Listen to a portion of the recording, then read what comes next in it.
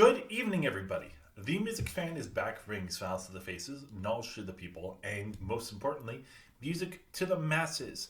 Back to continue my end of the year list for 2021. So far, we have done the consensus album of the year.org top 50 list. We've looked at my top 50 songs from 2021. We have looked at my honorable mentions and my honorable mentions. We got over 50 through 41 and 40 through 31. And now we are back to continue on with the list, this time going through numbers 30 through 21. Couple of quick ground rules. Number one, songs don't make the album. There's a lot of really good songs that came out in 2021. You can check them out in my top 50 songs of 2021. But just because you have a great song doesn't mean that the album is amazing. I'm looking for the most cohesive album that I enjoyed. And number two, and most importantly, if you don't see your favorite album on the list, it might just mean that it might be on the lower part, maybe in my honorable mentions, maybe my honorable mentions, maybe 40 through 31 or 50 through 41. Who knows? Maybe it's also higher up on the list. I still got 20 other albums after this. So if you don't see your favorite album, it just might mean it's on a different part of this list, or maybe I didn't get a chance to listen to it. Even listening to 230 albums, there's still a lot that I missed. So bear in mind as we go along. So let's start off with number 30. Number 30, we have Fortitude by Gojira. I really enjoyed Magma about 5 or so years ago. It made barely my top 50, but I did enjoy what they were bringing to the table, and a lot of what they brought there, they brought here. There's a lot of great guitar work, really interesting drum work, and just a lot of really interesting messaging about climate change and our state of the world and where we'll go in the future. Songs like Amazonia and Another World touch upon our effect on the world. Of course, Amazonia talking about the fires that have been raging in the Amazon over the last few years, and Another World talking about how if we go to another world, we're just going to destroy that as well. Both of them having some interesting drum work. Another World having some really cool guitar work with arpeggios, really fast flowing guitar lines. I also really enjoy Born for One Thing, which is basically the idea of we are only born to die. Newfound is a killer song as well. The chant is very different for them, but I really enjoy that one too. This really pulsing, plodding song, kind of feeling like a march, but with a lot of really solid vocal lines. This album doesn't necessarily end the greatest. I don't think The Trails is a really interesting song, and Grind, even though it is one of the hardest and heaviest and fastest songs on the album, it kind of ends with this really weird outro that just kind of came out of nowhere. But other than that, this is another really solid outing from Gojira. I can't wait to see what they do next. Number 29, we have Ice Nine Kills with the Silver Scream 2, Welcome to Horrorwood. I did say that Spirit Box was my favorite metalcore album of the year, I kind of forgot about this one. Just because I feel like this is more horror metalcore than actual metalcore. But either way, this one's a lot of fun. My brother and one of his friends introduced me to this band, and I really enjoyed this. This was a really fun dive into this horror scene of metalcore, which makes sense. They're from Salem, Massachusetts, so of course they're going to do something like this. The cool thing about this band is that they look at horror movies as well as horror books and write songs based around them. And the other cool thing is a lot of the songs kind of fit the vibe of the horror movie or book in general. Take, for example, Hip to Be Scared, my favorite song on the album. This one is based off American Psycho, which the premise of this movie is a businessman who has a dark past who is trying to make his way to the top of the corporate world while also being deranged.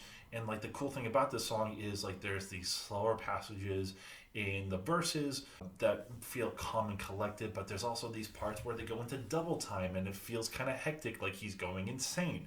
And there's also a really nice homage to the Hip to Be Square scene in the middle of the song, with Papa Roach's Jacoby Shaddix being a guest vocalist on this particular song.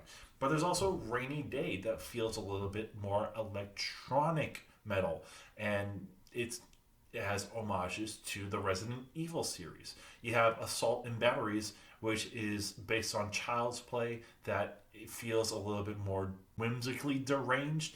Not necessarily my favorite song, but like the vibe is at least there. Worst Vacation, based upon the Hostel series, which has this more industrial metal sound. You also have Ex Mortis, that feels a little bit more tongue-in-cheek, kind of like a Bayou song, or it's kind of hard to explain, but like a swamp rock song, which kind of fits well with the Evil Dead series. And then Farewell to Flesh, which has this more like very chilling and haunting sound that also uses the fight of the bumblebees, because guess what? This is based around the Candyman. They know their particular source material, and they do very well in creating a song and a soundscape that fits that material very well.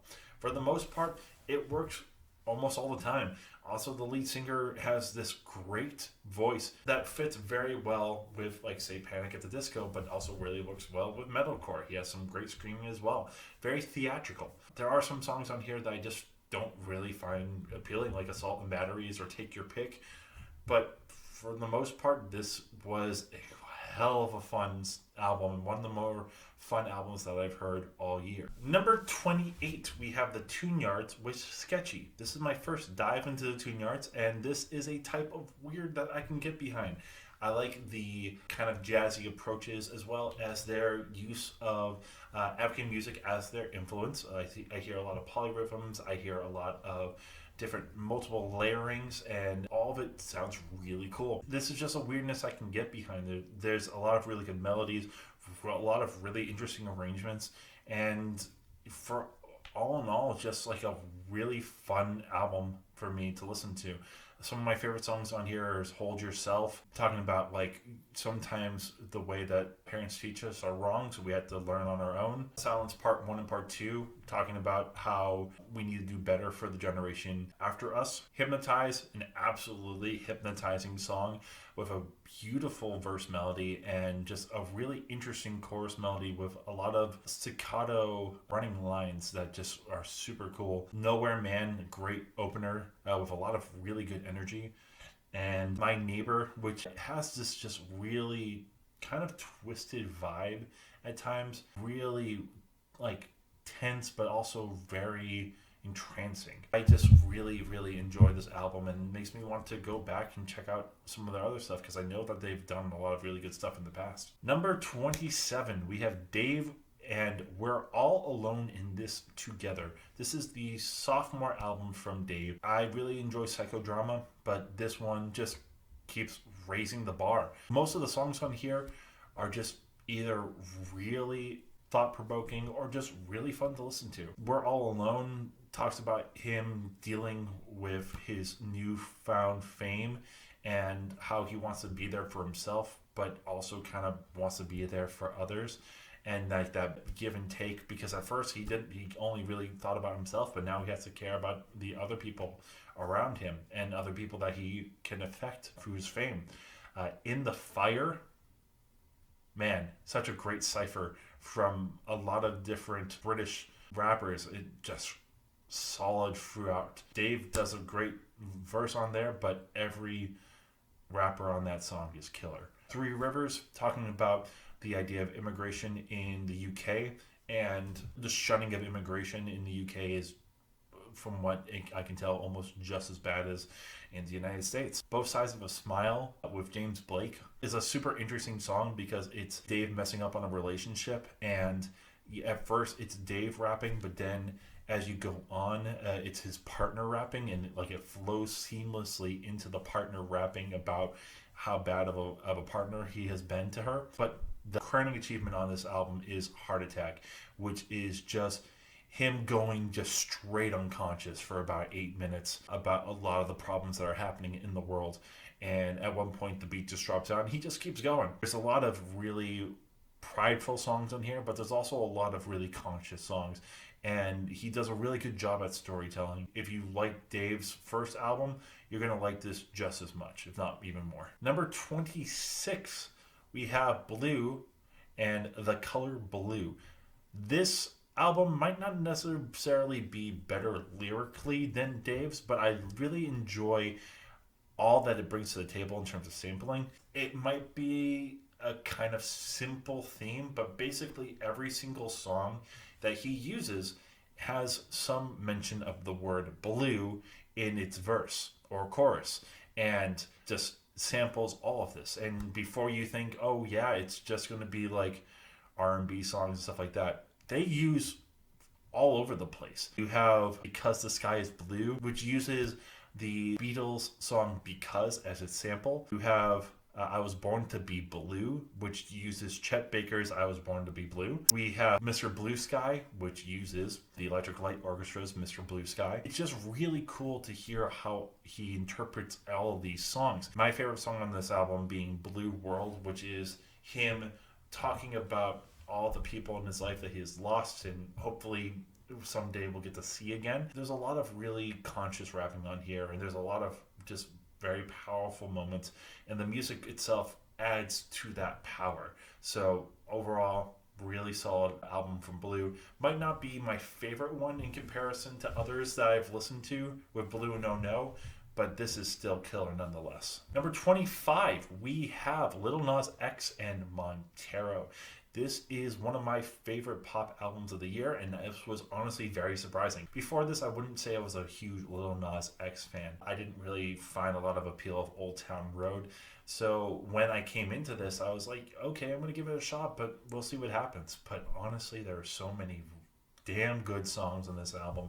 Call Me By Your Name as a beginning song sets this tone really, really well, and it just goes forward from there. Dead Right Now also kills it. Industry Baby is such a powerful song in terms of those horns that make it feel like you're going into a coliseum to do battle. Killer song. And Jack Harlow also kills on it. That's What I Want. I feel that a lot. The I Need Someone to Love Me. I get it.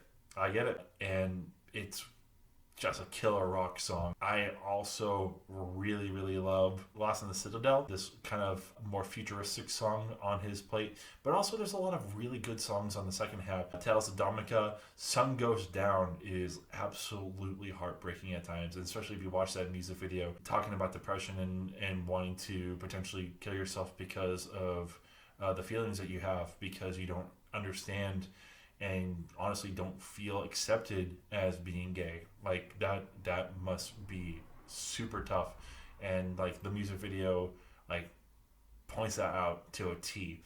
But also Void is absolutely heartbreaking too. I feel like Void is Lil Nas X's most vulnerable song on here. The idea of like missing home and like just having this void and not sure where you want to go because you just feel empty. I wish that there was actually a better music video for this because it's just a lyric video, but I would love to see like what comes of that if they ever make a music video for it. Don't Want It is a good song, though it honestly reminds me of Mockingbird by Eminem, especially in the choruses. All in all, hell of a second album from Lil Nas X. It's made me a fan.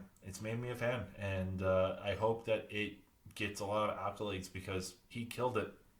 There's a lot of really good songs on here, and don't undersell it just because it's a pop album. Number 24, we have Richard Dawson and Circle with Henki. This isn't going to be the most approachable album on my list. This is definitely prog at its most classical. Definitely think more Jethro Tull, more Yes, maybe a little bit touch of Rush at times, but this is very classical prog. But it's a cool album. It's only 7 tracks long, but each one of them has a really interesting story. Whether it is Ivy, which is kind of like that tale of King Midas. You have Lily, which is my favorite song on the album, which is about his mom having like kind of run-ins with ghosts as he was working at a hospital. It's really great classical prog. The lyrics can get a little bit over the top at times, and it can get a little bit nerdy. But if you can get past that, it's a really, really good album. Number 23, we have Converge and Chelsea Wolfe with Blood Moon 1. I really hope that means that this is going to be the first of a few of them, because if that's the case, then I'm super excited to see where this collab project goes. I get a lot of Baroness in this particular group. There's a lot of really solid metal on here, and honestly a lot of sludgy at times and a little bit slow that screams Baroness to me. Both parties work well off of each other. Coil is such a slow burn, but I love that last chorus as they bring out that full energy. The Lord of Liars is great. Failure Forever, the constant reminder of failures last forever. Scorpion Sting has a little bit more of slower side, but also has some really great guitar work. And Crimson Stone is another solid song as well. I haven't really listened to a lot of Converge before or Chelsea Wolfe, but I hope that these two pair up again soon because I can't wait to see what else they can do. Number 22, we have Black Midi with Cavalcade.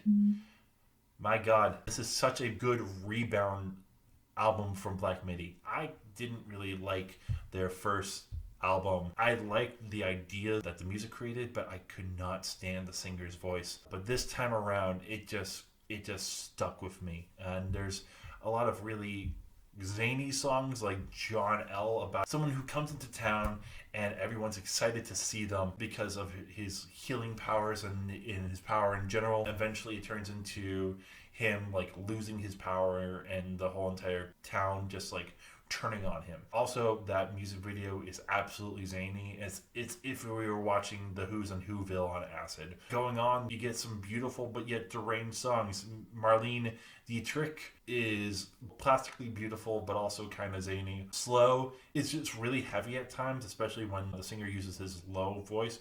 But the whole entire vibe is great. Diamond Stuff is gorgeous. Hogwash and Balderdash is just a really fun, short, twisted song. And then Ascending Force to close this off is this like kind of meta look on the music industry and how Ascending Force are the things that people fall in love with, and that's why they're earworms. Gorgeous song that just gets absolutely crazy at the end. This isn't my favorite post-punk album of the year, but it's pretty damn close. Check this out if you haven't. And then finally, number 21, to wrap up this part of the list, we have Miles Kennedy with The Ides of March. This one, comparatively to Year of the Tiger, isn't as interesting musically. There's a lot more like southern rock and hard rock cliches in here. But if I'm reading it correctly, the way that I think I am, the lyrical themes behind this are super interesting. A lot of this coming from the idea of revolution, what's been going on in the world recently with protests and all the craziness. Basically, this is kind of a apocalypse album. Some of this is talking about like, hey, let's all just get along and yes, there's a lot of shit that's going on right now, but let's get to the crux of this before things are too late. In Stride is about technology and the craziness of the world, and just like at this point we just need to take this all in stride because the world's crazy enough as it is. The Ides of March, kind of the idea of like, hey, we know who's in power, but they better watch out someday because they're going to be taken down if they don't look out. Wake Me When It's Over, like gorgeous hard rock song about like, hey, just be here for me during this time because I know that everything might fall apart, but I just need you here, and we're gonna kiss in the apocalyptic light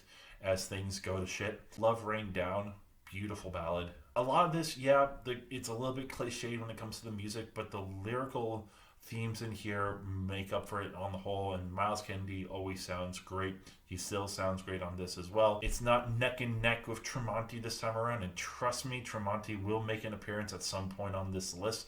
I will let you know that for sure, but hey, it's still close to the top 20. That's a hell of an achievement for an amazing artist, and I can't wait to see what he does with Slash this time around, or if Ultra Bridge puts out a new album.